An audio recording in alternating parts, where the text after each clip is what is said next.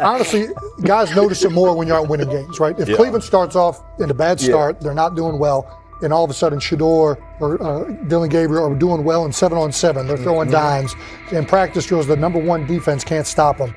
People take notice of that, and the more that the players see it, they're gonna then the comments start happening over the lunch table. They start happening throughout the building, and that's when the pressure really will get severe. The Cleveland Browns were focused on resolving their quarterback situation until Jason Kelce made pointed comments that triggered a strong reaction from ownership. The response inside the organization was immediate and intense. What exactly did Kelce say that has the dog pound on edge and the front office under pressure? We've seen that miserable game by the Cleveland Browns. So they throw Joe Flacco in there, and I like Joe Flacco. He did good, but they gave him the resource of all the first-team guys. Then they throw Dillon Gabriel in there with first teams and second teams. So Dillon always is getting protected. The same thing again, they gave this scrub max protection on every play. Yeah, he completed some passes, but let's talk about his mistakes. He's still inconsistent with his throws, but he at least had max protection. The Cleveland Browns continue to be defined by inconsistency and avoidable setbacks. Even as fans hoped the organization had turned a corner, Jason Kelce, fresh off retirement, offered a direct critique that reignited doubts about the team's direction. His remarks implied the franchise's structure and decision-making remain unstable and recent progress may not hold. The takeaway for leadership is straightforward. Identify core issues, align on a coherent plan, and execute with discipline. For supporters, it's another sign that the problems run deeper than a single season. They throw Shedeur Sanders in there with the lowest cab drivers you couldn't even get on 5th Street. And I'm pissed off, bro, because the play calling was abysmal. Look, even if you don't like Shedeur, Shedeur didn't even get a chance to be trash. Even if you think Shedeur is garbage, he didn't even get a chance to be garbage. That's how awful the offensive line was. Kevin Stefanski still doesn't want to give Shedeur second strings and first strings reps. Why is that? Browns ownership's response shifted from measured to urgent. The pattern is familiar in Cleveland. The team once treated Johnny Manziel as a franchise solution, retained Hugh Jackson for a second year despite results, and invested heavily in Deshaun Watson through a costly trade and contract. These decisions reflect aggressive but poorly aligned planning. The outcome has been continued instability instead of sustained progress. That this was the guy that they wanted to start. He's seasoned, he's experienced, he still has a big-time arm, even at his age, and they open with the Cincinnati Bengals. They wanted that experienced guy. He was always going to be the guy. They were not going to start Dillon Gabriel or Shedeur Sanders in week 1. Kenny Pickett had a hamstring injury. It makes it easy to go with Joe Flacco. And the question isn't and wasn't going to be who's the starter in Cleveland. The question is, who's going to be the backup in Cleveland? Who's going to be the number 2 quarterback when they open the season against these Bengals? Fans still show up season after season, expecting improvement and bracing for setbacks. The usual pattern has been early optimism followed by a gradual collapse. But last season was different. For a sustained stretch, the Browns looked organized and competitive, resembling a functioning team. Couple days, 3 days until roster cutdowns, how do you feel about that? Do you feel like you belong here on this team?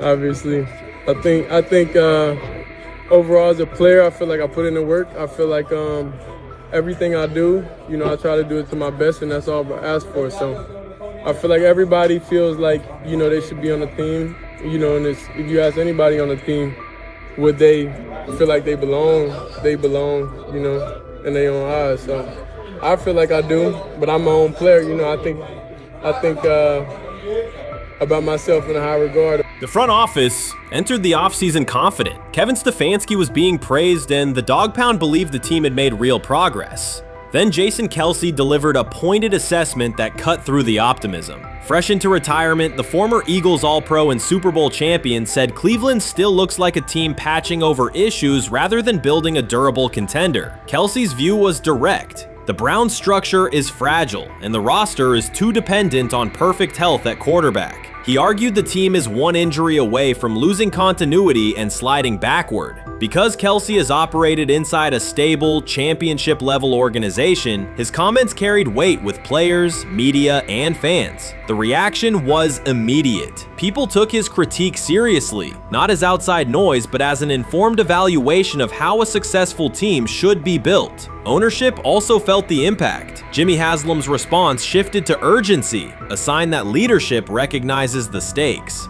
The criticism arrives in the context of prior high-risk decisions, especially the fully guaranteed $230 million commitment tied to Deshaun Watson. Watson has missed time and shown inconsistency when available, and the contract has constrained flexibility. Kelce's remarks highlight why depth, alignment between the front office and coaching staff, and a clear contingency plan at quarterback are non-negotiable. The takeaway is straightforward. Cleveland must convert last season's progress into a stable framework, protect the quarterback, deepen critical positions, and establish a plan that survives injuries and short-term setbacks. Without that, the games that fueled optimism will remain temporary.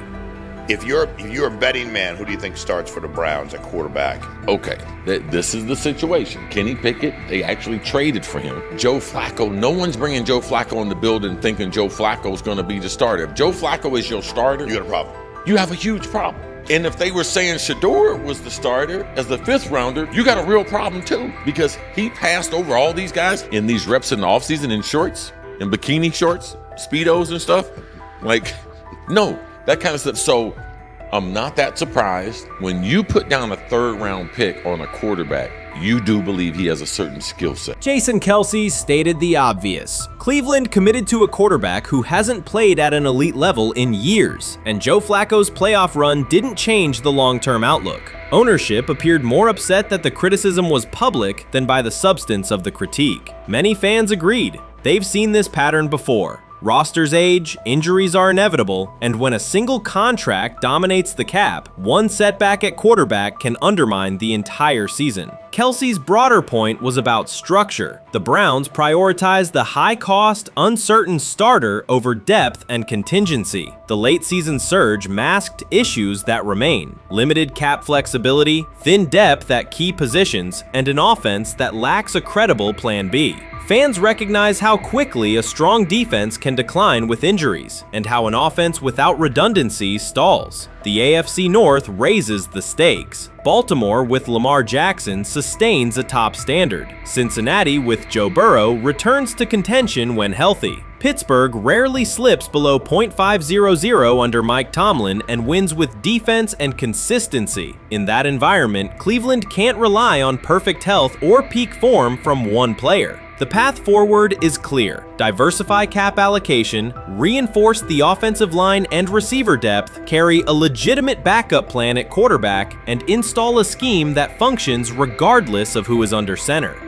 Given what we saw yesterday with Shedeur Sanders, somebody on the Cleveland Browns is 100% getting fired, probably by the end of this year. The person who's probably going to end up getting fired is Kevin Stefanski, because I know that he didn't want Shedeur Sanders on the team. It was Andrew Berry who made that pick. You can't really go against your GM. Bad things happen in this situation. But Shedeur Sanders is not without fault for what we saw yesterday. This is the play that we saw yesterday that has the internet just exploding, where Shedeur Sanders took like a 24-yard sack. Half of the internet is saying that this is all Kevin Stefanski's fault. Cleveland showed progress last season, but the underlying concerns remain. Jason Kelce highlighted them directly. The Browns' long-term plan is fragile, cap-constrained, and overly dependent on perfect health at quarterback. His comments focused attention on structural issues, roster depth, continuity in coaching, and a sustainable offensive approach, rather than a single hot streak. That criticism resonated because it reflected what many around the league already see. Ownership's reaction underscored the sensitivity. Jimmy Haslam has presided over frequent coaching and quarterback changes, and external scrutiny carries weight when it comes from a respected veteran with championship experience. Kelce's remarks reinforce that last year's Joe Flacco stretch was a short-term solution, not a foundation. The team still needs a durable plan that can withstand injuries and inconsistency. The practical takeaway is clear: stabilize the system, diversify cap snap usage and build depth at key positions so the offense functions regardless of who is under center. That includes a coherent development pathway for younger talent such as Shedeur Sanders, with defined practice reps, protection, and scheme alignment. Kelsey didn't say anything outrageous. He articulated the gap between a brief surge and a credible long-term contender. I have the faith of a mustard seed, right? Because this is the greatest resurrection since Jesus the Christ, right? Like at some point, Joe Flacco was thinking about getting into TV, right? Joe Flacco didn't have a job, and then now you not only come back and start for the Cleveland Browns late in the 2023 season, but they came back around to you. You're now the day one starter for a franchise that just 2 years ago was in the playoffs. The 2025 NFL Draft was expected to be Shedeur Sanders' moment. Many projected him as a top 10 talent and a headline quarterback in one of the most discussed college football storylines in years. Instead of walking across the stage on the first night, he waited through 3 days without a call. There was no celebration, only silence. When the phone finally rang at pick 144 in the 5th round, it was the Cleveland Browns. With that selection, the financial outlook changed dramatically. The Sanders family believes this was not a typical draft slide, but the result of coordinated action. They are pursuing a $100 million lawsuit alleging collusion across parts of the league. In the months before the draft, Sanders was consistently discussed among the top quarterbacks in the class. Television and digital analysts praised his poise, accuracy, leadership, and command. Scouts highlighted a 74.1% completion rate, record-setting stretches at Colorado, and his rise from an HBCU star to a national figure. Consensus expectations placed him in the first round or early second. Draft night unfolded differently. As picks accumulated, there was little indication that his name would be called. The atmosphere at his private gathering shifted from anticipation to doubt. When the Browns selected him late on day 3, projections for his first contract dropped from an estimated range in the mid-$30 million to approximately $4.6 million, with corresponding reductions in likely endorsements and long-term positioning. According to Deion Sanders and others close to the family, this was not about performance, injury, or conduct. They argue it was coordinated. Attorneys were contacted immediately. The allegation is straightforward. Sanders' value was suppressed intentionally. The family's position is that this was a calculated decision within parts of the league, not an isolated set of evaluations. The legal claims focus on communications that, if authenticated, could be significant: internal emails, text messages, and owner-to-owner conversations. The family's representatives contend that these materials show a deliberate effort to avoid drafting Sanders in early rounds based on perceived image concerns rather than football merit. One message reportedly under review framed the decision in branding terms. Drafting Shedeur would mean inheriting the Prime brand. The complaint asserts that this view led some teams to discourage others from selecting him unless necessary, not for film-based reasons, but to avoid perceived attention and external pressure tied to his family's profile. A related thread involves speculation about team fit and willingness to play for certain franchises. Past public comments by Deion Sanders were interpreted by some as signals of an Eli Manning scenario. The family's view is that these were strategic statements, not ultimatums. They argue that rather than engage in discussion, teams chose a passive approach, no direct rebuttal, reduced contact, and a collective reluctance to invest a premium pick. If phone records and written communications corroborate coordination, these items could become central exhibits. Media tone shifted as the draft neared. Coverage that had emphasized production and leadership began highlighting intangibles, interviews, and perceived coachability. Anonymous sourcing appeared in multiple outlets, with claims that Sanders skipped combine drills out of arrogance, bristled at film critique, or told one club, "Maybe I'm not the guy for you," after a tense session. A widely cited line, "Nobody wants a celebrity backup quarterback," was voiced by Colin Cowherd and circulated as shorthand for risk. The Sanders legal position is that these narratives did not arise organically, but reflected a coordinated leak pattern that undermined his market value. The family's contention is that this was primarily about control and compliance rather than football ability. They point out that Sanders did not fail a drug test, was not suspended, and did not produce poor athletic testing. His college resume included elite stretches and significant program elevation at 2 stops. The legal claim asserts that the league's power structure resisted a high-profile player aligned with a high-profile parent coach and an independent media presence. The allegation is that teams sought to avoid the perceived complexity that would come with selecting him early.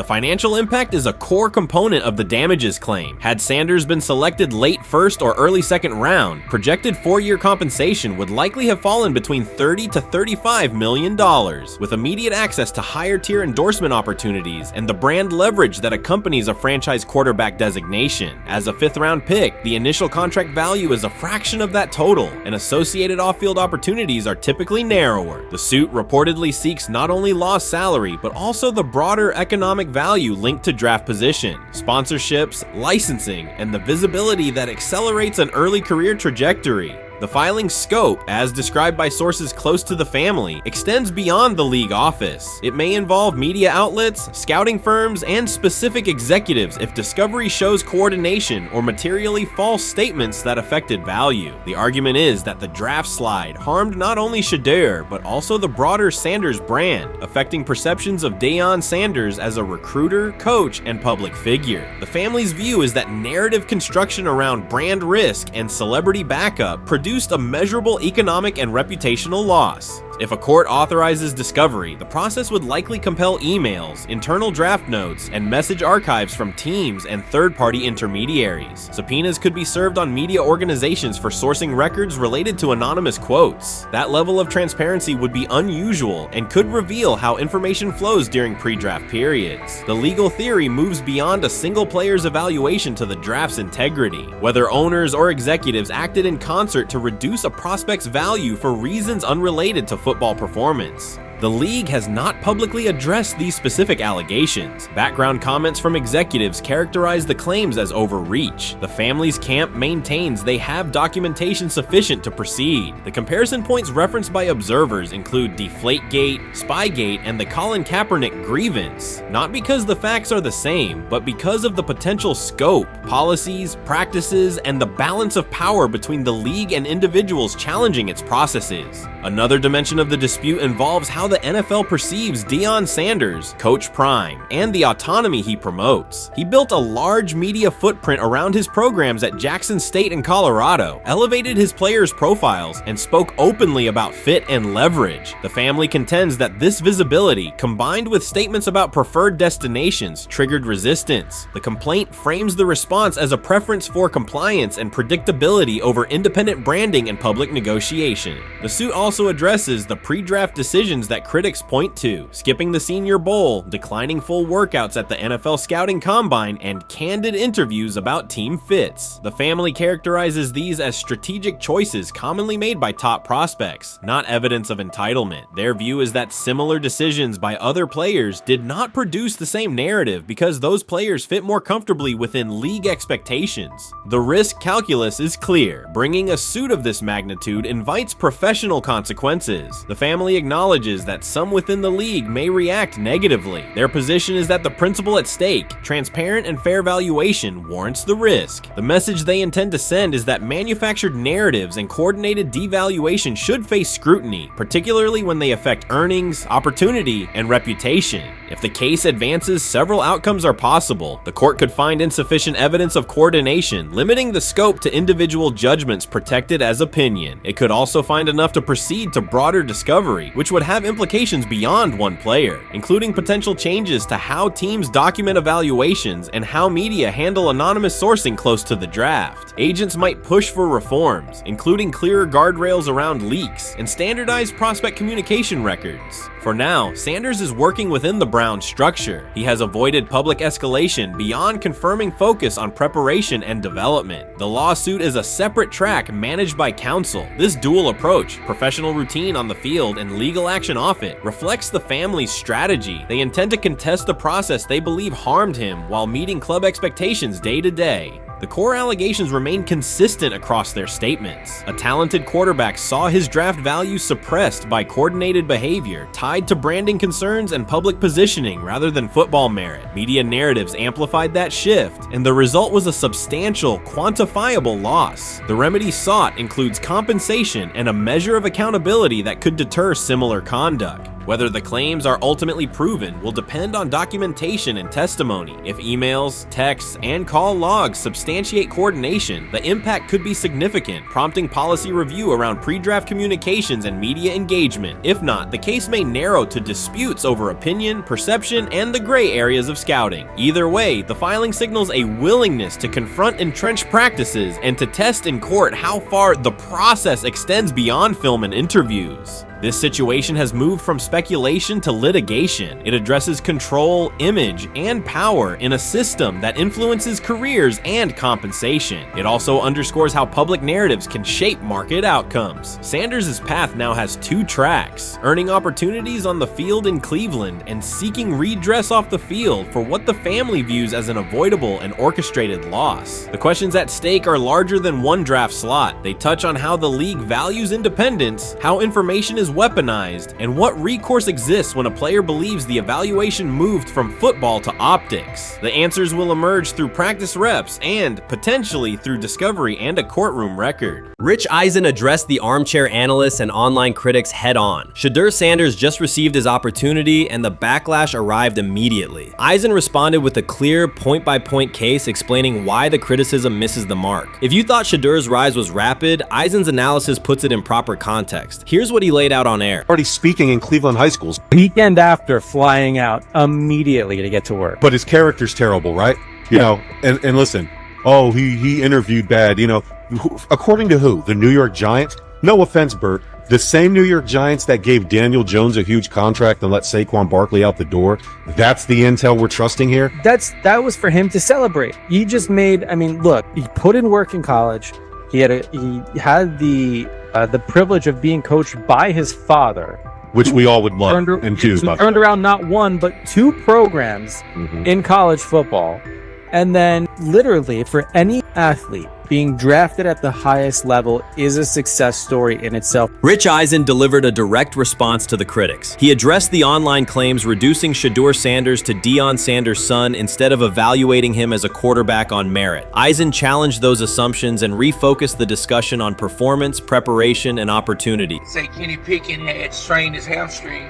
Shedeur, they say his first day in pass, 9 for 9, 2 touchdowns, no interceptions. Really was just hating on this young guy. Within minutes, Rich Eisen delivered a structured breakdown, addressing each claim with evidence and dismantling weak narratives through clear analysis. He replaced speculation with data and kept the focus on what matters: decision-making, accuracy, leadership, preparation, and game management. The reality is simple. Shedeur Sanders was not given this opportunity. He earned it through performance and consistency against real competition. He accepted the role, met the standard, and handled the moment with professionalism and urgency. No shortcuts, no favors, just results and readiness. Eisen's point was direct. Evaluate Shedeur on his work, not assumptions, and acknowledge that he has justified the opportunity on the field. I've done it at 2 locations already, so it's simple.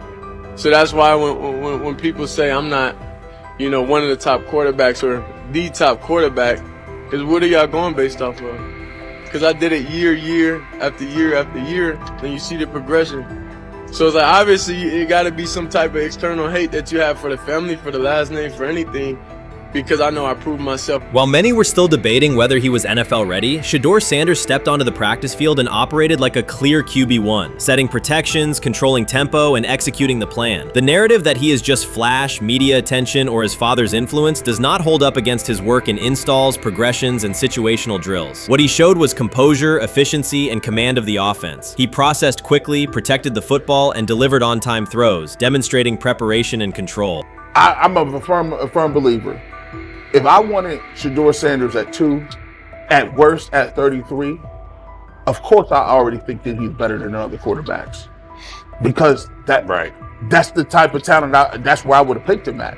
And if he was at 2 or 33, and he still had this same exact skill set, we would be talking about him starting and playing. Right. Well, there'd only be 3 quarterbacks. It'd be 3 quarterbacks, not 4. Not 4, yeah. But since he moved to the 5th round, that's cool. They might have to go along with it. But to me, I think if you ask who got the best tools, I'm going with Shedeur Sanders. From the first day of camp, he was not there to get by. He arrived to lead. There was no hesitation in installs, no lapses in fundamentals, just precise timing, clean footwork, and consistent velocity to every level of the field. He managed protections, controlled cadence, and delivered in situational work, showing command rather than learning on the fly. The approach was efficient and disciplined, with attention to detail and progressions and ball placement that reflected preparation, not improvisation. At the same time, Rich Eisen addressed the narrative directly and backed it with evidence. He laid out clips, context, and performance markers to cut through speculation. Eisen emphasized that Shedeur Sanders did not step into this moment because of publicity. He built toward it through sustained work, resilience, and results. The background, media readiness, high football IQ, and a professional approach was developed over years, not days, and it translated to immediate operational control of the offense. The resistance came from familiar places. Some in the traditional guard still framed mobile quarterbacks as limited and expected the nepotism label to define him. That view did not hold up against what was on the field. Composure under pressure, secure decision-making, accurate throws into tight windows, and consistent execution in red zone and 2-minute sequences. Eisen's point was clear. Evaluate Shedeur Sanders on performance and readiness. The evidence shows he earned the opportunity and is meeting the standard with accountability and consistency. Yeah, teams didn't draft him because they didn't think he was first-round talent. And the quote we played and that's on the screen, I think is flatly wrong. We all know this shouldn't have happened. Yes, it should have. It should have happened because this wasn't. Now, again, teams can be wrong. The league as a whole can be wrong. Hell, the Baltimore Ravens drafted a 25-year-old tight end before they drafted Lamar Jackson in the same draft. The die is not cast on who Shedeur Sanders. He stated it plainly. This is not a celebrity appearance. This is a quarterback with pocket presence, leadership, and decision-making that stands on its own. You either show it or you settle into a backup role. Shedeur Sanders is not auditioning. He is establishing himself as the starter. When the opportunity arrived, whether through injury, trade, or depth chart changes, Shedeur was prepared and delivered. He did not hesitate. He executed the offense and finished drives. As others tried to catch up to what they were seeing, Rich Eisen reinforced the same message he has been repeating. Evaluate the work. Camp reports have been consistently positive, but the important shift is how the performance is being received. Casual attendees who came to observe left talking about Shedeur's command and poise. Detailed observers focused on his pre-snap reads, protection checks, and audibles, highlighting the mechanics, timing, and ball placement that support efficient, controlled play. You first, when you take a look at both of these QBs, who had the most impressive start so far in the preseason? Well, to me, it was Shedeur. I didn't see any interceptions when he was out there. Didn't see anything like that. I mean, don't get me wrong. I don't think Dillon Gabriel did a bad job. I was impressed with the brother, but I'm going to go with Shedeur. You know, the pressure was on him. The spotlight was on him. Stephen A. Smith didn't just call out Dillon Gabriel. He held him accountable and made him rethink his comments. The moment Dillon Gabriel spoke and went after Shedeur Sanders, it wasn't a minor slip. He crossed the line and stepped directly into Stephen A. Smith's wheelhouse. And Smith answered with a clear, direct response that left no room for misinterpretation. The comparisons were emanating from the media more so than anybody else. And that's what I think, that's exactly who I think he was directing his comments towards. Having said that, Dillon Gabriel, respectfully, it was stupid. A very dumb comment to make. First of all, let me tell you something right now. In every walk of life, far beyond the parameters of a football field. This wasn't casual sports commentary, it was a decisive critique. Dillon Gabriel's comments were taken apart by Stephen A. Smith with clear, direct points. Gabriel, a quarterback with solid stats but limited top-level achievements, chose to take a public shot at Shedeur Sanders. Shedeur, who has handled sustained media scrutiny and on-field expectations, became the target of an unnecessary criticism. Smith responded by challenging Gabriel's standing to make that claim, and by defending Sanders on the facts. The outcome was clear. Gabriel overreached, and Sanders didn't deserve the hit. Dan Orlovsky would sit up here in comparison to Shedeur Sanders, who did no such thing, and say, hey, thought he looked better.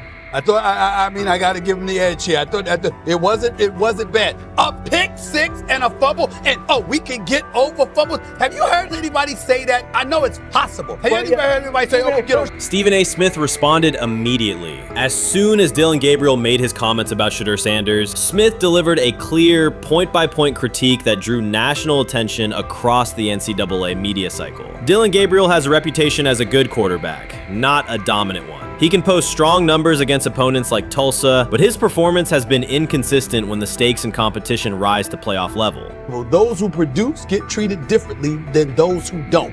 What he said echoes the mentality of all of America practically, and most certainly the world, as we see things being globalized more and more every day. It was a stupid, idiotic, immature comment, because clearly you were feeling the heat because a lot of people was talking about how Shedeur should be QB. Dillon Gabriel is a capable quarterback, but not a standout. Even so, he chose to talk down to Shedeur Sanders, a quarterback who has navigated constant scrutiny and pressure and still represents the future of a program that was struggling before he arrived. The comparison was weak. The criticism was unnecessary. Stephen A. Smith recognized that and dismantled Gabriel's argument with a clear, direct response.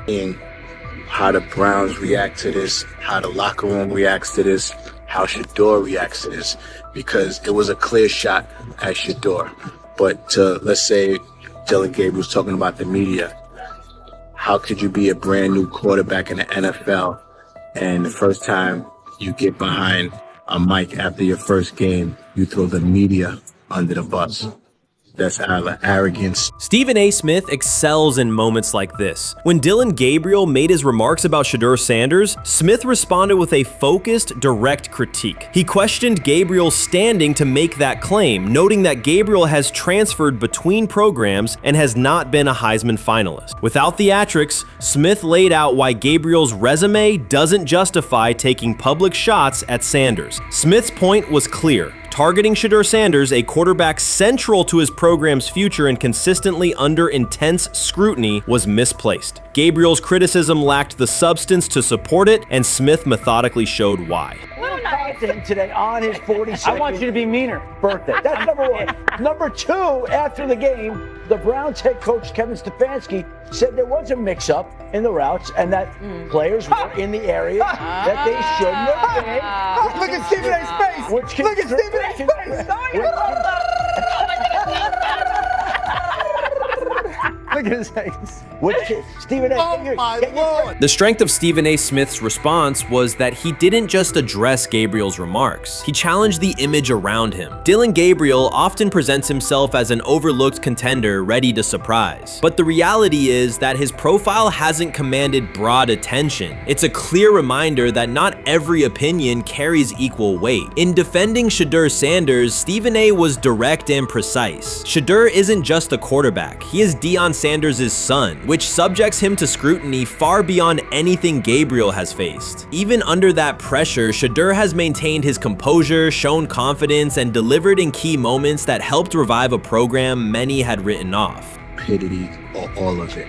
I thought it was a clear shot at Shedeur due to the fact that his Oregon coach threw a shot at Coach Prime and Shedeur during their meeting at Colorado last year. But you know what? The cream rises to the top. Let's see what happens this week. I see a lot of the media talking about they think it was about the media and not about Shedeur. And I think that's a chess move. For Dillon Gabriel to take shots at Shedeur Sanders was a miscalculation. Stephen A. Smith made the mismatch clear. Gabriel's attempt to shame Sanders was unnecessary and counterproductive. You don't target Deion Sanders' son when Deion has turned Colorado into primetime television. It underscored that Dillon Gabriel has often played with a chip on his shoulder because the spotlight hasn't followed him. He has been around long enough to compile numbers but not to earn broad respect. That's why going after Shedeur was misguided. Sanders, despite ups and downs, drives headlines. Gabriel's most notable headlines have been his transfers. Stephen A. Smith pressed that point without hesitation, challenging Gabriel's standing and leaving his argument looking like a forced throw that turns into a pick six. You know what? Still needs to thank me a little bit more for that restaurant I treated him and his family to, because it was big time, and stop embarrassing me by going places and trying to use coupons. That's how pathetic he is. The point is that a pick six and a fumble is usually considered a bad day. Stephen A. Smith didn't need to raise his voice to make the point. He presented Dillon Gabriel as a player whose talk outpaces his resume and defended Shedeur Sanders with clear comparisons. That's why he called Gabriel out so directly. The comparison wasn't just unfair, it was forced. Now look at Gabriel's record. The numbers are solid and he can win against average defenses, but the resume lacks defining markers. There's no sustained Heisman contention, no late season surge that reshaped the national picture, and no postseason moment that cements a legacy. The track record reflects steady production, not top-tier impact. That's the gap Smith underscored. Gabriel's criticism of Shedeur Sanders wasn't supported by what he has accomplished, while Sanders continues to carry a program under constant scrutiny. Let's see some of them step up and make some plays out there. Ain't no way. Gabriel Ain't no way. He's not built like that. No way. And this one is picked off and going back the other way. Oh my God, why did he stop playing? Now it's a foot race. And that is that. They told me bust out my AP. Perfect timing. H-shot, we about to get legendary. Shedeur started next game, baby. Shout out Dylan though, you know what I'm saying? Bro, I love you, my heart. What am I bigger than cheese, bro? You know what I'm saying? But Shedeur got it. Shedeur Sanders is a national brand who draws viewers for both performance and result. Dillon Gabriel's attempt to diminish him read as resentment. And Stephen A. Smith called out the insecurity and lack of awareness directly. Colorado under Deion Sanders is prime time, and Shedeur sits at the center of that spotlight. If Gabriel expected the sports world to agree while he took a shot at Shedeur, he misread the moment. Smith dismantled the argument and questioned the credibility behind it. Gabriel will move on. He'll keep playing, give interviews, and have fans, but this exchange will trail his media profile as a reminder of a misstep. It's a clear example of a resume that doesn't justify taking public aim at a quarterback carrying that level of scrutiny and responsibility. For the Cleveland Browns preseason game today is that the way that some white folks watched Shedeur Sanders last week is the way that some black folks were watching Dillon Gabriel today. And it's not Dillon Gabriel for Dillon Gabriel's sake. Most folks don't have a problem with Dillon Gabriel. It's what he represents, which is the disrespect of a black person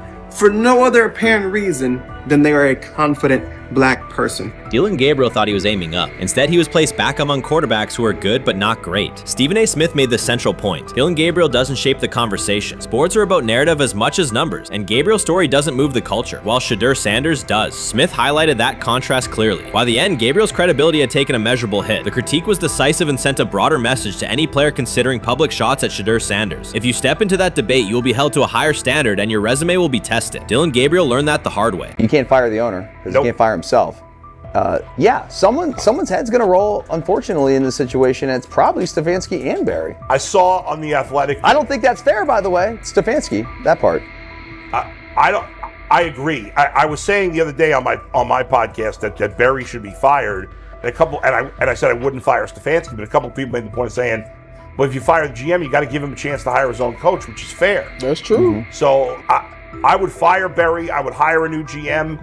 If that GM thinks Kevin Stefanski's a good coach, wants to stick with him. Right. The situation in Cleveland has escalated with the NFL. Sources indicate GM Andrew Barry is prepared to move on from head coach Kevin Stefanski if he refuses to elevate Shedeur Sanders. The Browns are weighing a major quarterback change. Leadership appears to be aligning behind Sanders and pushing for immediate action. This is a high-stakes decision about control and the team's direction. I think it's unfair for me to comment in I guess, maybe on behalf of the industry. All I can say is this, the time that we spent with Shedeur, and what he's done throughout his college career is impressive. He's an impressive young man. He's a really good quarterback. Sometimes, fit comes into play. And I'd also say this, there are 4 more rounds of the draft. And then maybe lastly, it's less about where you get picked and what you do after you get picked. That's really the most important thing. Getting to know him over the course of the spring, he has a ton of resolve. Andrew Barry appears to be at a breaking point. Pressure from fans and within the organization to play Shedeur Sanders is intensifying. Barry is pushing for a move towards Sanders, while head coach Kevin Stefanski remains cautious about altering the depth chart. The divide is clear. One side wants acceleration, the other a measured rollout. The organization is under heavy scrutiny, and the focus has shifted to when, not if, Sanders sees the field. Has the 4th highest odds of any head coach this season to be fired. He's clearly on the hot seat. It's been a discussion for really a couple of years now, dating back to last season's 3-win season. And He's always had kind of hot and cold seasons, and now the sportsbooks are saying he's fourth on the list. Number 1 is Mike McDaniel of the Miami Dolphins, Brian Dable of the Giants at 2, Shane Steichen at 3, and there is Kevin Stefanski plus 650 to be fired. This has moved beyond tension to outright stubbornness. Rather than elevating Shedeur Sanders, the staff has chosen Dillon Gabriel. The current depth chart looks less like a forward plan and more like resistance to change. Fans have been clear about who they expect to see, yet the organization keeps delaying. Every week without a real evaluation of Sanders slows development and blurs accountability. Cleveland is choosing a conservative approach when a decisive decision is needed, sending a message of uncertainty to both the locker room and the city. Now being the third string quarterback for the Cleveland Browns, was that so much was made out of unbelievable. He actually made the team as the third string quarterback. Like that was a big deal. Like that was somewhat of a surprise to a lot of people. He should have been the first pick in the draft. Kevin Stefanski appears to be doubling down to validate his approach. Despite sustained demand from Browns fans to see Shedeur Sanders reflected in chants, merchandise, and constant discussion, he continues to keep Dillon Gabriel in front on the depth chart. The decision functions as an assertion of control rather than a response to momentum. Even with clear signals from the fan base, Stefanski is staying with Gabriel and delaying a full evaluation of Sanders. It is a deliberate choice to maintain his plan and pacing, not to accelerate change. Cleveland is prioritizing continuity over recalibration, keeping any transition to Sanders on hold. But yeah, I mean, the Browns are in a tough spot. They have wasted. You traded a ton of high draft capital to get Deshaun Watson. You've gotten nothing out of Deshaun Watson and missed an opportunity. Like, who knows who they would have drafted? Now, maybe they would have screwed up those picks and the Browns would still be in bad shape.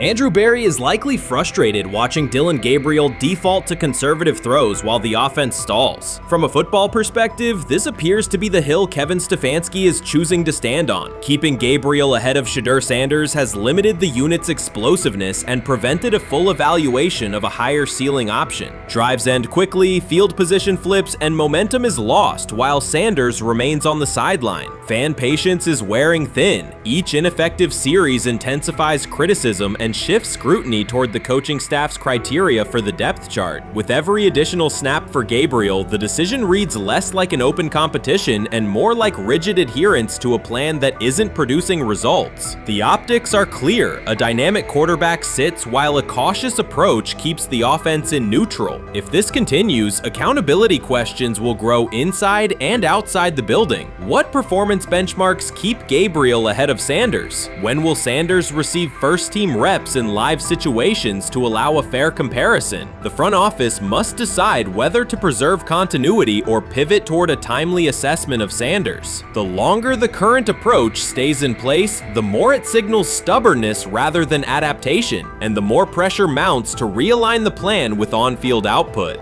I honestly see it happening if the Browns lose a bunch of games. Like if they get 5 wins or less, I see the report coming out now that Stefanski will be fired. I don't want it to happen. I want the Browns to be good, win a bunch of games. I think that they're going to be a team that is slept on and can at least get 7 wins, which is why if they don't, I see Stefanski getting all the blame for that, and there'll be a new coach in Cleveland.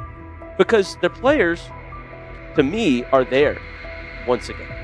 We've talked about the incredible rookie class. The approach in Cleveland lacks consistency. One week, Andrew Berry signals he wants Shedeur Sanders on the field. The next, Dillon Gabriel gets the reps and the plan stays conservative. Through it all, Kevin Stefanski shows limited urgency despite pressure on his job security. Fans are asking for an offense that can push the ball, change field position, and produce points. Instead, the unit leans on short throws and cautious sequencing. Gabriel's play keeps the ceiling low and momentum static, while a full evaluation of Sanders is postponed. The result is growing frustration and a clear disconnect between the front office, coaching staff, and expectations in the stadium. The NFL tried to teach him and his father a lesson. You don't act like that. You don't talk like that before a draft. We'll show you how our game is played. We will watch you plummet all the way. I think he would have gone undrafted except for that owner in Cleveland. And he is the key to everything because he is something of an against the grain maverick owner. He's kind of a wannabe Jerry. Fan speculation is growing. Some believe Kevin Stefanski lacks confidence in Shedeur Sanders. Others think he's prioritizing Dillon Gabriel for reasons unrelated to performance. A more extreme view claims Stefanski is manipulating outcomes to secure a buyout. Whatever the motive, the risk is clear. This approach is straining his relationship with GM Andrew Berry and alienating the fan base. Pressure is rising, Berry's patience is running out, and supporters have shifted from requests to demands. If the current plan continues, calls for a change in quarterback and accountability will intensify. You made an interesting point. So I tend to have the drip, drip, drip. This was my Johnny Manziel theory, is that everybody makes mistakes, especially when you're young. But if I see 2, 3, 4, 5, then you've got a plumbing issue. It's not just you didn't close the faucet. So there's about 6 pieces of video in college where Shedeur was a little bit of a brat, whatever. Then there's the legendary cringy draft room. Didn't love that as a B prospect. Then there's back-to-back speeding tickets, both over 90, and a missed arraignment. The NFL is navigating unexpected headlines after a former Browns coach publicly defended Shedeur Sanders in response to reports of multiple speeding tickets. The coach's statement has sparked extensive online debate. Supporters welcome the show of loyalty, while critics question the motive. Sanders now finds himself at the center of an unforeseen controversy, and observers want to know why a Cleveland coach is standing so firmly in his corner. The story is developing rapidly and continues to draw intense attention. When it came out that he got a speeding ticket, I said it's not really that big a deal. I feel very differently about it now. Over 40 miles an hour over the speed limit, less than 2 weeks after you just got a ticket. I don't know if that's entitlement or immaturity. There's got to be some teams that are feeling very good right now that they didn't draft him. Observers are focusing on Shedeur Sanders' recent speeding ticket, treating the violation as a measure of his character and sidelining his athletic, academic, and philanthropic accomplishments. The incident, driving 15 miles per hour over the limit in a borrowed Lamborghini, has drawn sharp criticism. In response, a former Cleveland Browns coach has taken the opportunity to comment, even though the franchise is widely viewed as unstable due to its frequent coaching changes and limited on-field success. By defending Sanders, he presents himself as an authority on discipline and leadership. The statement, coming from an organization seldom praised for stability, has nonetheless attracted considerable attention across the league. You want to defend him a little bit. I thought this was an interesting take. Yeah, I thought it was really interesting that you said you were out because of the speeding tickets. To me, that's such a minor thing. You were so high on him in terms of his completion percentage in OTAs, and I thought that was a little aggressive on your part. But with the speeding tickets, I got a speeding ticket the first night of the draft, my first year there. I thought maybe I'd get the benefit of the doubt, but they gave it to me anyways. As soon as the former Browns coach defended Shedeur Sanders, social media erupted with commentary, resembling the volume of draft night coverage. Posts and opinions appeared within minutes, and criticism escalated rapidly. Detractors amplified Sanders' minor speeding violation, while supporters argued that such reactions were disproportionate to a single traffic citation. Shedeur Sanders received 2 speeding citations, and the minor traffic issue quickly drew national attention. Before considering the former Browns coach's response, it is useful to clarify the facts. Sanders, son of Pro Football Hall of Famer Deion Sanders and a current college quarterback, was twice ticketed for exceeding the limit while driving a high-performance vehicle. Commentary on social media escalated rapidly, with critics framing the incident as a significant character concern, even as the league has historically tolerated far more serious legal transgressions. Stepping into the debate, a former Cleveland Browns coach, best known for a tenure filled with losses and contested decisions, issued a strong public defense. He argued that 2 speeding tickets should not define Sanders' reputation or overshadow his on-field talent and community work, urging a balanced assessment of the player's actions. I don't love it from a 5th-round draft pick. I don't love that it happened multiple times,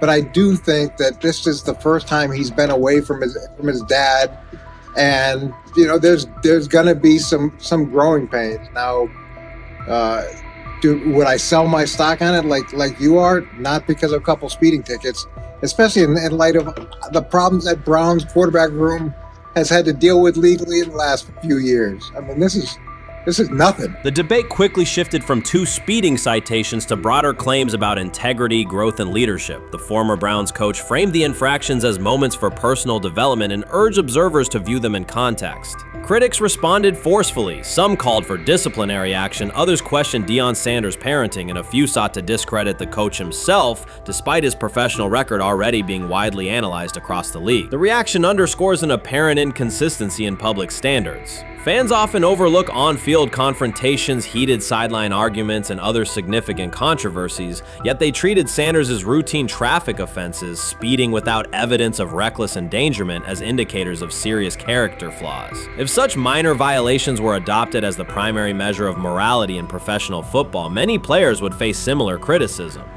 Sports media amplified the story almost immediately. Television panels dissected Shedeur Sanders' decision-making, treating 2 speeding tickets as indicators of deeper character concerns. Networks aired detailed segments under banners such as red flags and road rage, repeatedly questioning whether the citations might affect his draft evaluation. Although Sanders is already regarded as a first-round prospect, analysts emphasize that NFL teams value discipline and legal awareness when forming final assessments. Many commentators overlook the fact that other high-profile players have faced more serious offenses without similar scrutiny. Throughout the coverage, the former Browns coach defended Sanders, portraying him as a talented quarterback subjected to disproportionate criticism in a culture that expects near-perfect conduct. His argument was thorough and methodical, asserting that the traffic violation should not overshadow Sanders' skills, work ethic, or future potential. Commentators point out that the coach's intervention was not entirely selfless. He recognized the publicity potential. One day he was an overlooked figure from a struggling Browns era, the next he was a trending name across sports media. The discussion quickly expanded beyond Sanders' speeding citations to questions of image management and narrative control. Critics demanded disciplinary measures, public apologies, team sanctions, and formal statements, yet their objections seemed directed less at the traffic infractions themselves and more at Sanders' high profile, confidence, and resistance to traditional expectations. In practical terms, Sanders' brand remains intact. The coach secures renewed relevance, and the episode supplies another headline in the ongoing story of modern football. The next time Sanders is seen in a high-performance car, the debate will likely reignite, focused not on speed limits, but on the broader culture of the league. Meanwhile, new voices continue to join the conversation. Broadcaster Colin Cowherd has already weighed in, offering his own reassessment of the incident and its broader implications. Breaking news, Shedeur Sanders last night was pulled over going 100 miles per hour. All right, he clocked 101, 41 miles an hour over the speed limit in Cleveland. He will have the opportunity to fight the ticket in court. Now, I'm not exactly sure where he was pulled over, whether or not that it was in Ohio or whether or not that it was in his home state. But typically when you're going 40 over, that's flirting with the line of reckless driving. Folks, I gotta tell you, I don't understand what it is with these young men driving at absurd speed. Colin Cowherd's view of Shedeur Sanders shifted abruptly. Days after praising the quarterback's poise and skill, he appeared on air to declare that Sanders is overhyped, unfocused, and distracted by celebrity. The reversal was immediate, without any gradual reconsideration. Cowherd now frames Sanders' 2 speeding tickets as evidence of poor judgment, even though he has defended other quarterbacks facing far more serious off-field issues. The sudden, wholesale withdrawal of support leaves viewers questioning the consistency of Cowherd's criteria, and illustrates how quickly media narratives can change when minor incidents receive outsized attention. This is okay. Okay. How much of this is? I mean, Jimmy Haslam has his hands all over Manziel, has his hands all over Deshaun Watson. Admitted it, man enough to admit it. I saw the reaction in the draft room when they took Shedeur Sanders. Pretty obvious it wasn't the coach and the GM's pick. How much is this? This team has 8 last place finishes in 13 years owning it. How much of this is we don't have a very good owner here like Washington, D.C. and the Commanders? Yeah, I didn't love the owner stepping in and saying, hey, you got to take this guy in the 5th round. And I doubt they'll ever admit to it. While Colin Cowherd urged teams to move on from Shedeur Sanders, former Browns coach Eric Mangini offered a more measured response. Mangini, whose tenure in Cleveland was marked by mixed results, used his platform to provide context rather than condemnation. Instead of sensationalizing the speeding violations, he encouraged viewers to consider Sanders' circumstances. A 21-year-old quarterback whose life is scrutinized both on and off the field. Mangini acknowledged that the tickets were mistakes, but emphasized that they do not by themselves define Sanders' character or future. He noted the extraordinary attention athletes received today, combining the responsibilities of quarterback, public figure, and social media presence. Under such pressure, missteps are magnified, and criticism multiplies quickly. Mangini concluded that any evaluation of Sanders should weigh the totality of his behavior, performance, and growth, rather than isolate 2 traffic citations as decisive evidence of poor judgment. What do you think is happening in Browns camp? What do you think is going to happen there? Before I let you go, Lewis. You know, I think it really does all depend on how Kevin is able to, as it relates to Shedeur, work him in enough. Well, one, Shedeur has to earn the right for Kevin and the staff to have discussions about, hey, we got to get him more reps with the 1s and 2s. We got to get him more reps with the 1s and 2s when we're going team period, not just walk through or not just 7-on-7 team. Louis Riddick reacted sharply on air after viewing practice footage from the Cleveland Browns. The clip showed quarterback Shedeur Sanders executing a string of precise throws while the Browns head coach watched with a broad smile. Riddick questioned whether the session was focused on evaluation or celebration, arguing that visible enthusiasm from the staff could cloud objective assessment of a rookie's progress. Earlier in the segment, Riddick's tone had been measured once the Sanders highlights appeared. He criticized the perception that a routine practice was being treated like a marquee event. He stressed that coaching reactions should remain subdued until performance translates into game situations. Riddick concluded by calling for accountability and asking the Browns to clarify how they plan to manage expectations for Shedeur Sanders as training camp continues. Couldn't imagine me myself saying, hey, you know what, as someone who has been at the very bottom to try and ascend to like some level of success, I could never imagine going, you know what would be really cool? I'm gonna play a joke on someone like this and make pretend that I'm a GM and I'm drafting you when actually I'm not, and then I'm gonna hang up and just giggle about it. Man, what the hell are we doing? Seriously, what are we doing when we think that that kind of crap is funny? I don't know. Trying to get likes on TikTok. I don't have the right words for it. Right, Lewis, I'm gonna say this. I don't have the right words for it. Few situations unsettle a former front office executive faster than watching coaches celebrate a rookie quarterback before pads come on in August. In Louis Riddick's view, the Browns staff did more than acknowledge promise. They acted as though they had already secured their franchise leader. Throughout the session, Shedeur Sanders delivered 40-yard throws off his back foot, ran crisp 2-minute drills, and displayed steadiness rare for a first-year player. According to reports, each successful rep drew audible admiration from the sideline, highlighting how quickly enthusiasm has escalated. When Riddick reviewed the same practice tape and heard the glowing comments, he challenged the reaction on live television. He argued that a few controlled drills should not override the methodical scouting and development work that normally guides roster decisions. Riddick's criticism focused less on Sanders' talent than on the evaluation process. He warned that comparing a prospect to established stars or joking about renaming the stadium creates pressure before the player has taken an NFL hit, faced a disguised coverage, or logged a preseason snap. Praising potential is acceptable, he said, but anointing a savior in July risks repeating the organization's history of premature quarterback expectations. Sanders brings confidence shaped by his father's legacy and his own disciplined preparation, yet Riddick insists that progress must be confirmed over time. He urged the Browns to temper public excitement, follow a structured development plan, and reserve celebratory reactions for on-field results that matter. Regular season production under live pressure, not highlight clips from a midsummer workout. He has to earn that. Kevin has to figure out a way to do that. So then you can reasonably assess what you have in him compared to Dylan Gabriel, compared to Kenny, compared to Joe Flacco. If you don't, then the conversation surrounding him is going to continue to be what it's been, which is But for some people, he was overhyped all along. He's not that great of an athlete, doesn't have a big enough arm. There's a reason why he was a 5th-round pick, blah, blah, blah, which I don't believe. I believe if he is given enough reps, earns enough reps, and then is given enough reps in meaningful situations, he can throw the ball just as good as Joe, if not better, just as good as Kenny, if not better, just as good as Dylan Gabriel. After more than 2 decades in personnel and broadcast analysis, Louis Riddick was dismayed to see a franchise bypass basic evaluation standards after only a series of eye-catching minicamp throws. Reviewing practice footage from Cleveland, he observed Shedeur Sanders drilling 40-yard passes against uncovered receivers and running 2-minute sequences with poise. In Riddick's view, those reps, conducted without pads, contact, or a disguised rush, show arm talent but reveal little about how a rookie handles game pressure. Riddick said the Browns' reaction drifted from objective assessment to outright admiration. Multiple reports indicated coaches were sketching new concepts for Sanders during dinner and referring to dedicated Shedeur packages well before a padded practice. Even the veterans in the quarterback room showed no visible alarm, a sign that staff excitement had already reset the internal depth chart conversation. The analyst emphasized that his concern is not Sanders' skill set. He acknowledged the quarterback's arm strength,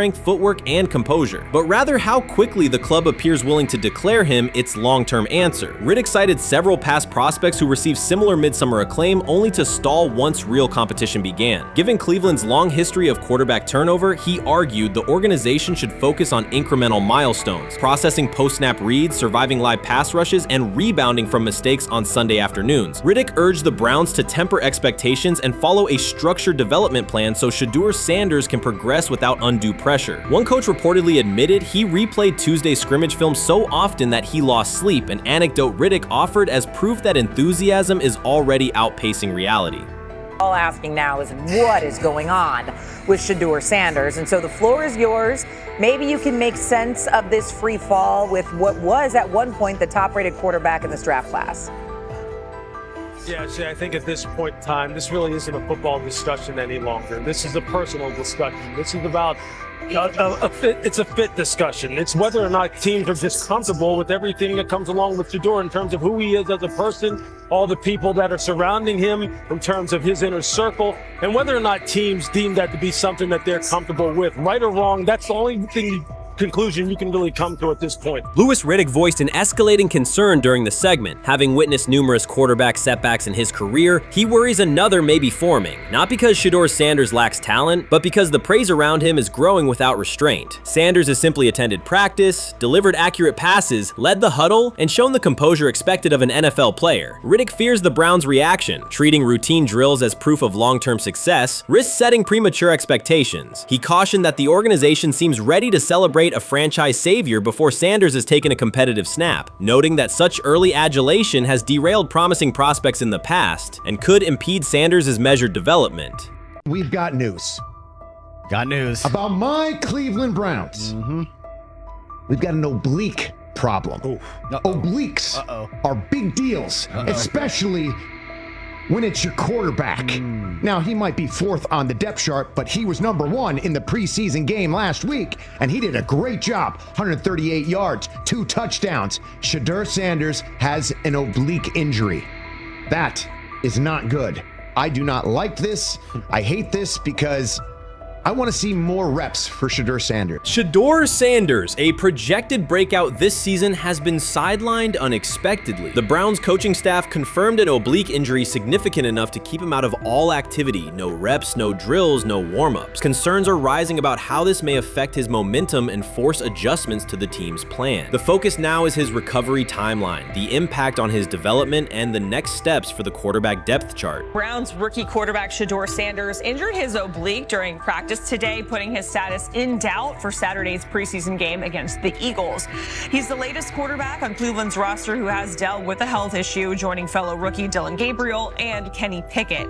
Sanders, who is trying to fight his way up the Browns depth chart, started the preseason opener last week and threw to practice. So how concerning is this for Shedeur as he is trying to, again, make his way up the depth chart, be QB2, potentially QB1 in the future? Dylan Gabriel taking Shedeur Sanders' QB1 spot after Sanders Sanders suffers an oblique injury is more than a roster change. It signals the staff is choosing urgency over efficiency. You do not replace a quarterback operating near a 70% completion rate with one coming off a 32% outing unless the decision is driven by desperation or poor evaluation. That is not strategy, it is avoidable loss of production. The impact on accuracy, timing, and drive sustainability is clear, and the difference is apparent to anyone watching. Well, here's what we know. I mean, after practice, Kevin Stefanski, the head coach of the Cleveland Browns, was not available to the media, but I did talk to him on the field as the players were coming off, and he told me that Shedeur Sanders complained of oblique soreness during the warm-ups this morning. Shedeur Sanders' absence isn't just a gap in the lineup, it's a setback for the entire offense. He thrives under pressure and makes throws others won't attempt. When he's healthy, every pass has intent, every drive has rhythm, and opposing defenses know they're in for a long day. Replace him with Dillon Gabriel and the defense senses an opening. Corners press tighter, safeties cheat down, and linebackers blitz more aggressively because they don't expect the same timing, velocity, or accuracy.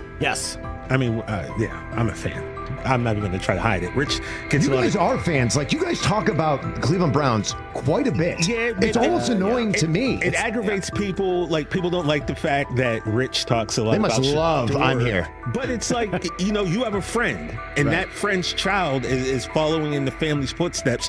You want them to do well. I don't know why people have such an issue. I know Rich is supposed to be impartial, but it's kind of hard when you have that type of tie to it. But yeah, I'm rooting for Shedeur, man. And Dillon Gabriel's 32% completion rate isn't just poor, it's untenable at this level. A number that low needs no context. It means 2 misses for every completion. Weather, opponent, and play calls are secondary when efficiency is that limited. That output does not sustain drives or keep the full playbook viable, yet he is starting while Shedeur Sanders is sidelined. The contrast is clear. Sanders brings accuracy, timing, and command. Gabriel's recent performance reflects inconsistency and missed opportunities. Choosing Gabriel under these circumstances reduces offensive reliability and invites defensive pressure. It is a decision that sacrifices efficiency and field position. So it'll be interesting to see what happens with Dillon Gabriel, but to the Shedeur Sanders point, it is unfortunate because I thought he was gaining some momentum. I know the practice that they had before they left for Philly, Daniel Oyefusi reported that he actually took the most reps of all of the quarterbacks.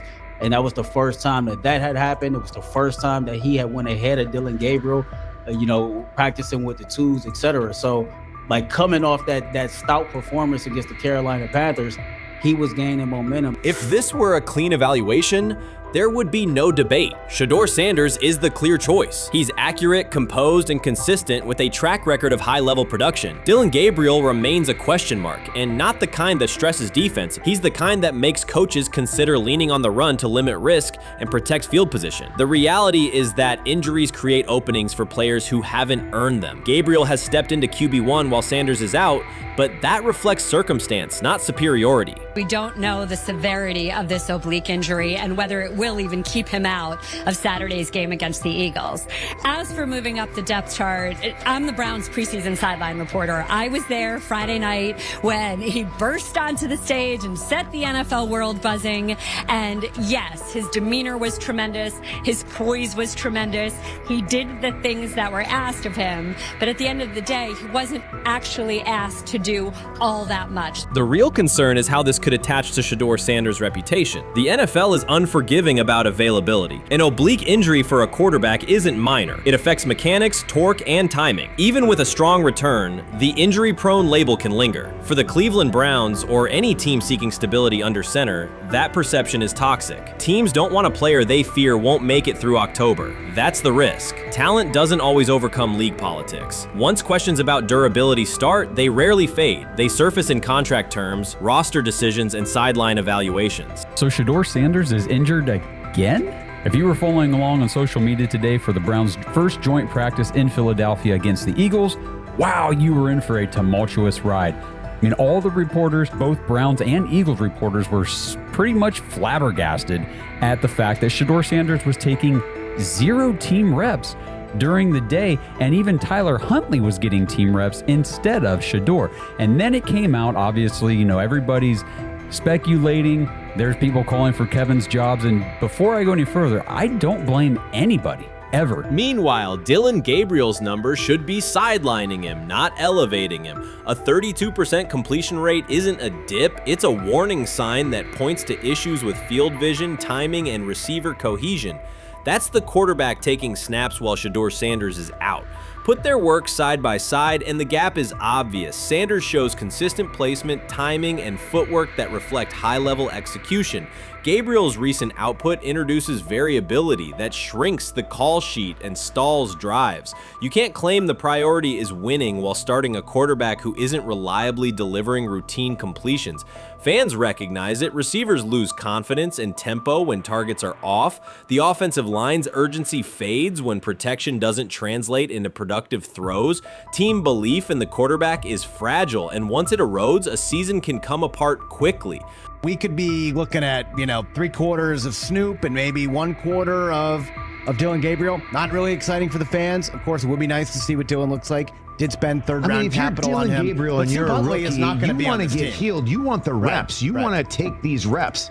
So what do you do to prepare yourself and get ready? Because, man, when rookies get injured, it's like these reps are so valuable. Yeah, sets him back a lot. We do have some video here. Mike Garafolo had some video of Jalen Hurts kind of helping Shedeur use his cart to get off the field here. Shedeur Sanders changes the entire equation. His presence under center keeps defenses honest, keeps teammates engaged, and expands the coaching staff's options. You can call vertical shots, open the playbook, and control the game's tempo. Dylan Gabriel limits that. With him, the playbook narrows, drives stall, and the defense ends up on the field too long trying to compensate. The Cleveland Browns are not in a position to gamble at quarterback. This is a franchise with a difficult history at the position. With Gabriel, the issues are visible from the stands. A 32% completion rate won't jump to 60% with a few extra reps. If anything, it will decline as defenses present looks they would not risk against Shedeur. And that's the core issue. Shedeur Sanders at 80% is still a better quarterback than Dylan Gabriel at his best. That isn't exaggeration, it's the numbers. If Sanders is a 70% passer when healthy, even a drop to 60% keeps him well ahead of where Gabriel is now. Yet the team is rolling with the quarterback who isn't delivering routine completions. Every week Sanders is out, his hold on QB1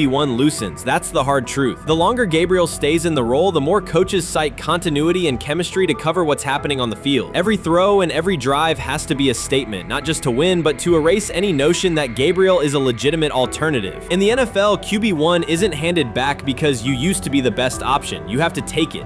Started off with some positive news for Shedeur, and then it kind of just went left real quick.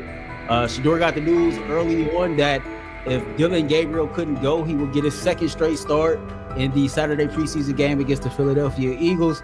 And then he went on to injure his oblique. For the fans who don't know exactly what part of the body the oblique is at and what that injury is and how it can impact the quarterback, can you explain to them what is an oblique injury? It's like up in this area, right? Well, you can't see me, but like right up in here, when you go to throw, like obviously that's all that. So the truth is straightforward. The Cleveland Browns, or any team in this situation, aren't going anywhere meaningful with Dylan Gabriel under center. You can frame it as progress and point to selective highlights, but reality will level it out, and by then the season is already slipping. Shedeur Sanders is the difference between a team with a path forward and a team playing out the schedule. He reads coverages, delivers on-time throws, and forces defenses to respect every level of the field. Gabriel turns the offense into guesswork. The NFL is built on results, and the results are clear. Gabriel's 32% completion rate functions as a warning sign. It doesn't need context, a clinic, or a film session to explain. It signals inefficiency that stalls drives and compresses the playbook. Yet he has been handed the role Shedeur established through precision, composure, and production. That decision undercuts the stated goal of winning. With Sanders, the offense retains structure, rhythm, and threat. With Gabriel, it narrows and exposes the defense to longer stretches on the field. So before your final year at Miami, there's a lot of conversations revolved around Shedeur Sanders. Obviously, I'm assuming you guys have a great relationship. Some of the clips you've seen and stuff like that. What is it like for you to have like this rivalry with Shedeur? I don't have a rivalry with him. That's my boy. So at the end of the day, this whole process, we thought me and him were going to be 1 and 2 the whole time. Whether he's 1, I'm 2, whether I'm 1, he's 2. And so that's just always been, our mindset. It didn't go that way. I thought he was one of the better quarterbacks in the draft as well, even throughout college. A lot of stuff out there on him ain't really, the truth, just because they spin it different ways, like they spin stuff about me different ways. But I mean, when he gets his chance, become a starter, I know he's gonna make the most of it, and I'm ready to get back to work with him, after the season, talk some more stuff to him. Cam Ward directly challenged the uneven standards applied to Shedeur Sanders, calling them inconsistent and unfair. By insisting that performance, not politics, guide evaluation, he shifted the discussion from one player to a league-wide problem. Sanders' treatment now serves as a test of how the NFL supports and evaluates emerging quarterbacks. I feel a special relationship with him, especially me. First getting to know him 5 years ago when I started working with him. But it did surprise me because he's a good quarterback. It doesn't get a lot of the credit that he deserves. Especially the plays that he made in Colorado. A lot of quarterbacks in the country are making those plays. So when he gets this opportunity, I'm pretty sure he'll have it soon today. He'll make sure he'll make plays on the field. Cam Ward's public challenge to the treatment of Shedeur Sanders brought the issue into clear view. For months, discussion around Sanders has centered on his profile, major compensation, a prominent Nike deal, and the expectation to stabilize a struggling franchise. Rather than a standard evaluation of a top prospect, he has faced sustained skepticism from analysts, fans, and league voices. Ward's comments underscored that the standards being applied to Sanders diverge from those used with other rookies. By stating it directly, he did more than support another quarterback. He identified a broader problem in how the league responds to young players with significant visibility. The takeaway is direct. Assessments should reflect on-field performance and development, not external narratives. A generational talent. I'm gonna prove him right. I'm gonna prove him right, don't worry. Oh my God. An article came out today. I'm generational. So I guess it's article versus article. I like that you think that, man. But we all know the truth. What? Trav gonna be first? You generational, I'm legendary. That's cool. We can be legendary. Legendary, get their ass. We'll start going in like 5 minutes. Shedeur Sanders entered the league with more than a playbook. He brought a public brand, a family legacy, and expectations unusual for a first-year quarterback. Before his first regular season throw, he was already positioned at the center of attention. Rather than assess him on that reality and his on-field ability, many voices reduced him to marketing, treating visibility as proof of hype instead of performance. Cam Ward pushed back on that framing. His point was simple: judge Sanders by the same criteria applied to other rookies. With Sanders' resume, production, leadership, and composure, most first-year quarterbacks would be discussed as long-term cornerstones. The evaluation should be consistent, focused on development and results, not perception. This is the process with Shedeur, who I know is a buddy of yours, and how do you think both of you guys will end up doing in the league? I think we'll both end up being one of the best quarterbacks in the league. I just think the work that me and him are willing to put in, the relationship we have to constantly compete each and every day, to better our craft, for ourselves. I just think it's gonna end up paying off for us in the long run. Do you guys kid each other about who's going first, and how much does that matter to you? Yeah, we play around, we joke around with it. Really don't mean nothing. The draft pick will never mean anything. At the end of the day, you got to show whether you can prove each and every Sunday. You can't just do it 1 year. Disrespect shows up in two patterns. First, Shedeur Sanders is repeatedly framed through his father, Deion Sanders, as if lineage erases his own work. Discussion drifts to pedigree instead of what the film shows. Second, his visibility is treated with suspicion. His audience reach, partnerships, and ability to lift ratings are labeled hype rather than recognized as value. Instead of acknowledging that he drives demand and expands the stage for his team, critics call it an unfair edge. The result is a skewed evaluation. Star power is held against him while on-field production gets pushed aside. The standard should be consistent. Assess the tape and the development, not the last name or the attention it brings. Well, Ward were microfacts. Cam Ward's remarks went beyond defending Shedeur Sanders. They confronted how the league manages star power. The reality is simple. The NFL markets visibility, but resists it when a player doesn't follow the expected script. Rookies are supposed to be quiet, deferential, and grateful for limited leverage. Sanders arrived with leverage, brand reach, major endorsements, and confidence. And that presence was recast as entitlement. Instead of treating those factors as earned advantages, is, much of the commentary used them to diminish him. Ward called out that contradiction. The same influence the league sells to audiences is criticized when a young player exercises it. His point is a standards problem, not a personality dispute. Evaluate Sanders on his preparation, leadership, and results. Don't penalize him for having a platform or for using the leverage that the modern NFL itself helps create. Now it sounds like the Cleveland Browns are going to all but imprison Shedeur Sanders in the football sense of a very talented rookie quarterback who obviously needs reps, who needs an opportunity, and who now, barring some miraculous luck, will not get the opportunity to play in a single real game. I'm sure many around the NFL are celebrating as we speak. They are chuckling about this. Many in the NFL wanted to teach Shedeur and his daddy. Cleveland became the center of the conversation. With Shedeur Sanders attached to a major Nike partnership, the expectation was straightforward. He should be given real game reps. The Browns instead leaned on Joe Flacco as the default choice, treating stability as the safer path while sidelining a quarterback with clear cultural and commercial pull. Each week Sanders didn't see the field, scrutiny grew.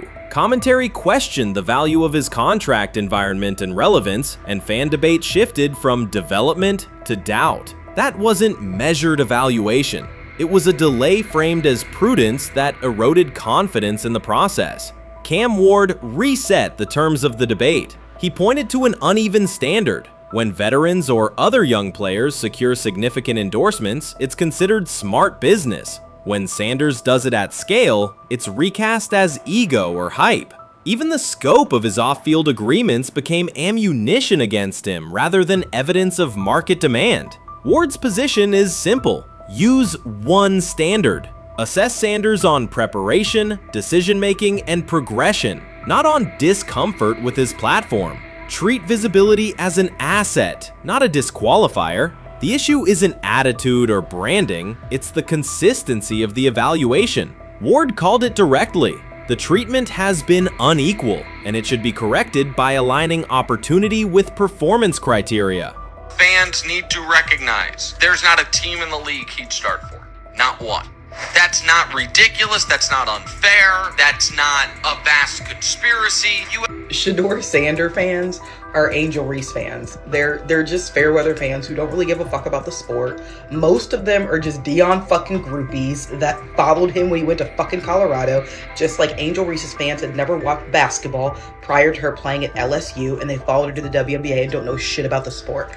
That's it. Now Dion fucking groupies are running around acting like, oh, this is payback to his dad. The timing is pivotal. Shedeur Sanders isn't trying to blend into the league's background. He's shaping the agenda. He drives debate segments, fuels short-form highlights, and moves merchandise at a pace most rookies never approach. By the metrics that define modern attention, he is the draw. Yet, a segment of observers continues to undercut him, not because of shortcomings on tape, but because of discomfort with how prominent he already is. Cam Ward put words to what many could see. Coverage around Sanders has been filtered through reaction to his visibility, rather than a clear read of his performance and growth. The market has already weighed in. Demand is real, not manufactured. Nike's record-level rookie endorsement aligned with that reality, signaling long-term value and cultural reach. This exposes a core contradiction. The NFL depends on star power to sell tickets, fill stadiums, and boost ratings, but it resists stars who set terms on their own. Visibility is celebrated until a player exercises it. The fix is straightforward. Apply one standard. Evaluate Sanders on preparation, decision-making, and results, and treat his platform as the asset it is. If the league benefits from his presence, its evaluation practices should reflect that same reality, consistently and without penalty for scale. Shedeur Sanders does not depend on league promotion. He established his platform before the NFL and continues to expand it on his own terms. That autonomy challenges the status quo. Cam Ward's support was more than a defense of a teammate. It was a warning that if the league holds to outdated expectations, it risks falling behind the very players who drive audience attention and revenue. Claims that Sanders lacks real popularity ignore measurable facts. A large, active following, consistent merchandise demand, and sustained coverage across major outlets. Doubts about his standing as a quarterback overlook his college production and growth indicators. The pattern is familiar. Efforts to minimize him increase his reach. Each skeptical headline widens the spotlight, and each dismissive take creates more engagement. You cannot reduce a player built for visibility by arguing he should be less visible. The practical outcome is the opposite. Scrutiny becomes signal. Sanders is not merely enduring criticism, he is turning it into momentum, converting attention into leverage on and off the field.